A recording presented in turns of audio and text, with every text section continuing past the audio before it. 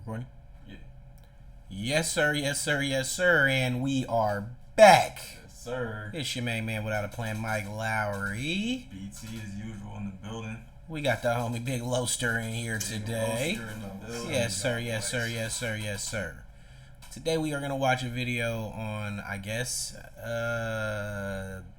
It says Mike Tyson comes out.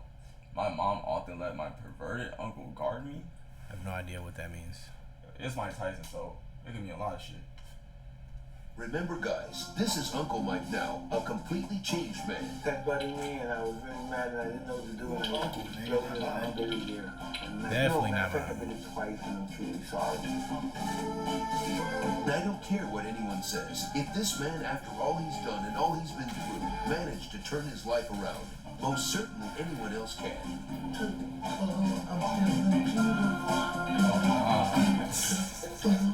Mike Wild high off of life. Yeah, I mean, you can't blame him. He got his own weed brand and shit. Joe Louis. Muhammad Ali was the greatest, yes, a great cultural figure, a great boxer for his era.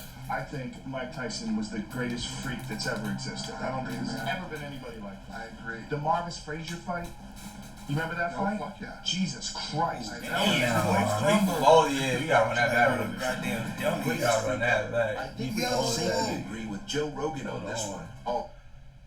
What was it? Your fight? You remember that fight? Fuck yeah. Jesus Christ. That was as close to a murder as you could watch on television. Greatest freak ever. I think we can safely agree with Joe Rogan on this one. That? I bet my left leg he would never call him that to his face. Unless he wants to meet those extraterrestrial beings he always talks about. What are we watching? I don't know. It's coming from the shit called Fighter's Lobby, so it's gotta be some kind of legit content. He definitely had crazy. He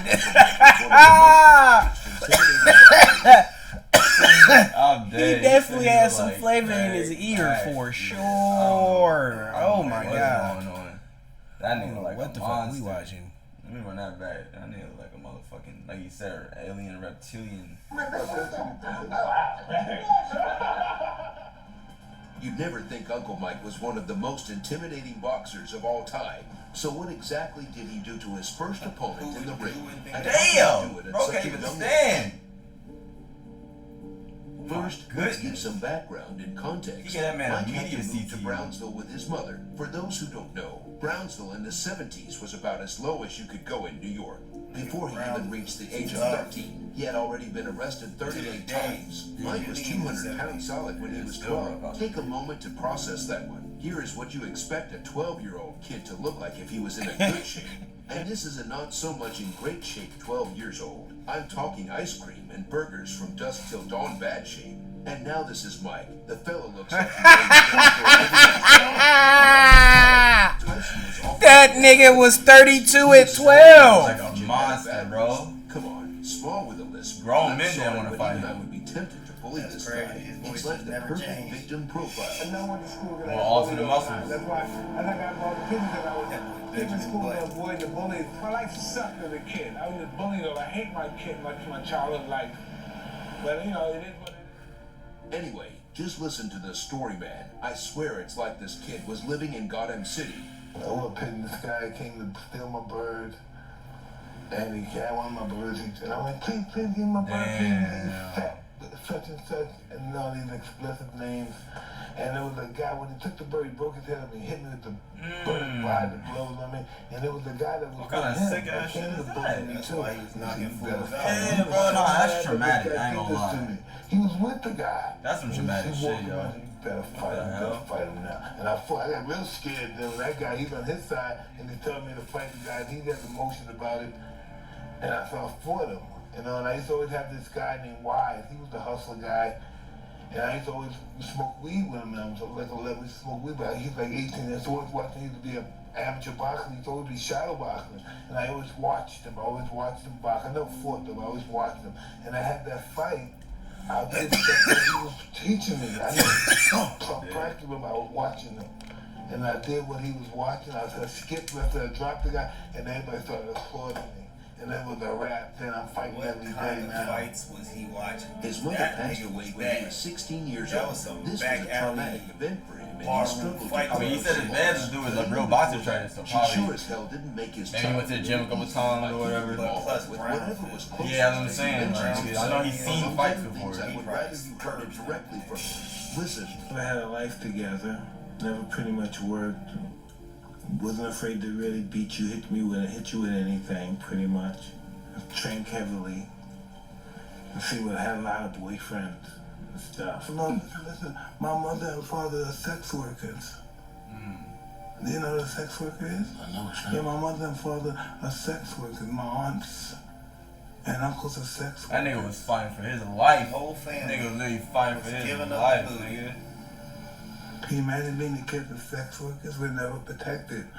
And the people that leave us to protect us are perfect. So my mother and father are kind of perfect. Straight dusty.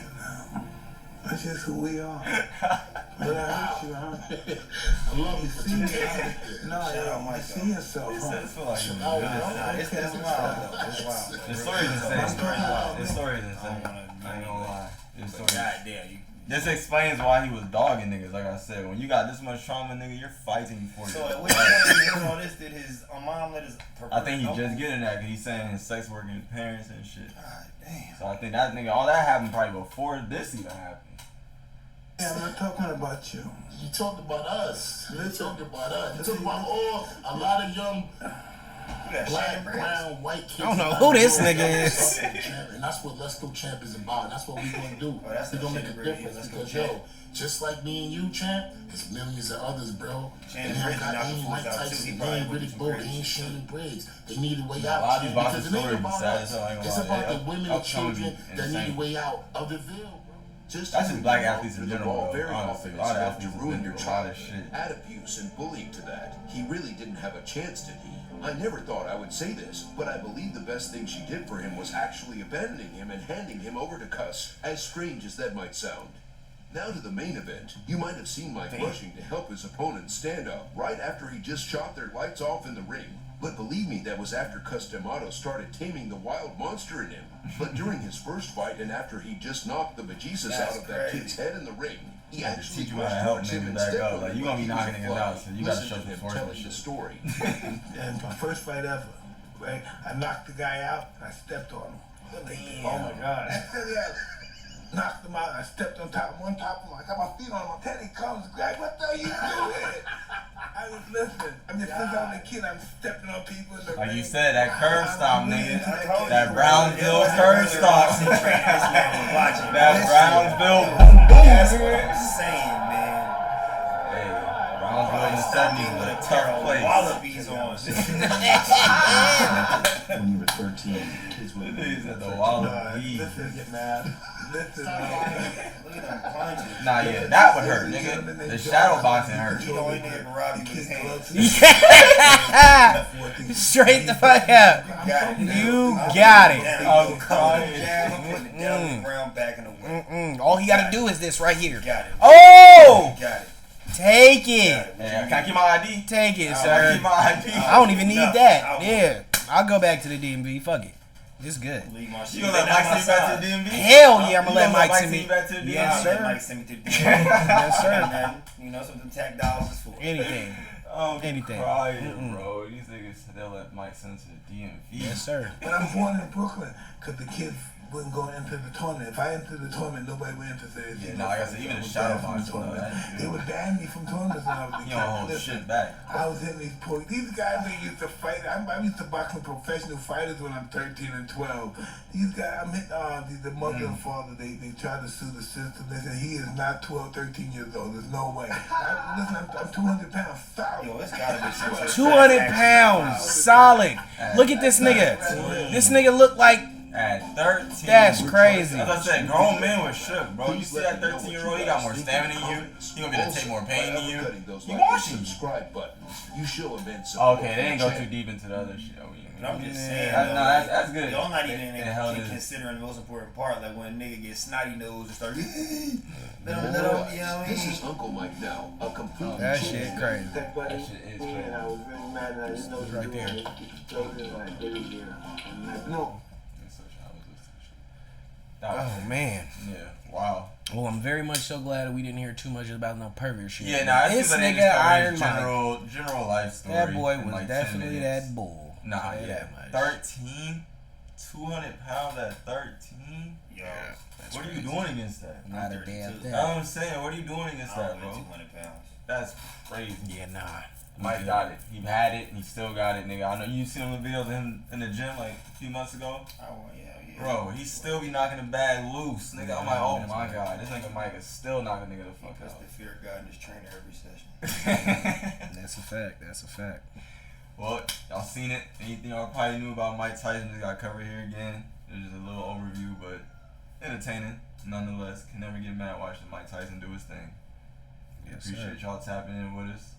Catch you on the next one. On the next one.